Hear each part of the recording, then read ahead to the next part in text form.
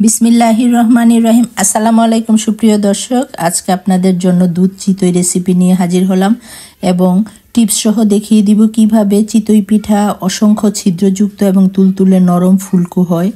সে recipe tips সহ দেখিয়ে দিব। একটা বোলের মধ্যে আমি এখানে নিয়েছি 1 কাপ পোলার চাল, ভাঙা পোলার চাল আর সিদ্ধ চাল মিলিয়ে 1 কাপ আমি নিয়ে ভিজিয়ে রাখবো সারা রাত্র।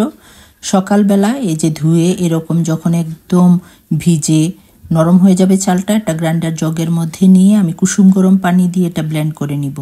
যাদের ব্লেন্ডারে ভালোভাবে মিশে না যায় তারা শিলপাটায় করেও নিতে পারেন। আর এখানে 2 কাপ আমি শুকনা চালের গুঁড়ি নিয়ে নিব, নিয়ে মোট আমার 3 কাপ হলো।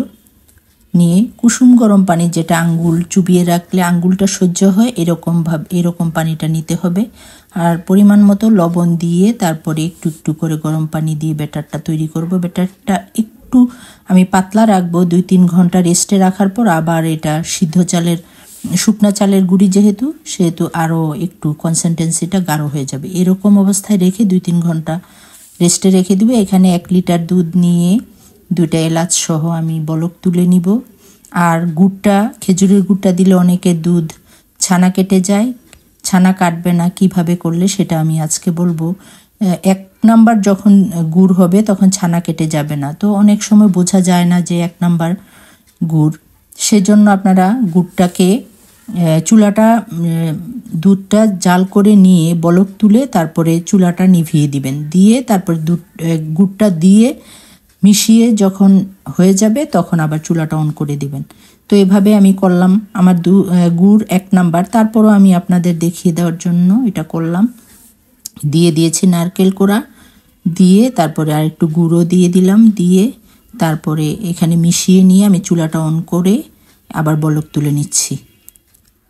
অবশ্যই বুঝতে পেরেছেন মনে হয়। তারপর চলে আসলাম, আমি ঢেকে রেখেছি ওখানে দুধটা। আর কনসিস্টেন্সিটা দেখুন এরকম হয়েছে, আরও গাঢ় হয়েছে দেখুন। তো এখন পিঠার জন্য একদম তৈরি। আর এখানে ছাঁচ যেটা, এটা 3 ঘন্টা যাবত আমি চুলায় বসিয়ে রেখেছিলাম। চুলার জালটা একদম মিডিয়াম লো হিটে রেখে এখন একদম পিঠা তৈরির জন্য একদম চুলার আঁচটা বাড়িয়ে দিয়ে আমি গরম করে নিয়েছি। আবার ছাঁচটা দিয়ে তারপর পানি ছিটিয়ে দেওয়ার পর দেখুন ধোঁয়া উঠেছে, তখন বুঝতে পারবেন যে একদম পারফেক্ট ছাঁচ তৈরি পিঠার জন্য। এখন ব্যাটার দিয়ে দিলাম, দিয়ে তারপরে 2.5 মিনিটের মতো ঢেকে দেখুন একদম ফুলে উঠেছে মাশাআল্লাহ পিঠা। তারপরে একটা ছুরির সাহায্যে আমি তুলে নিচ্ছি।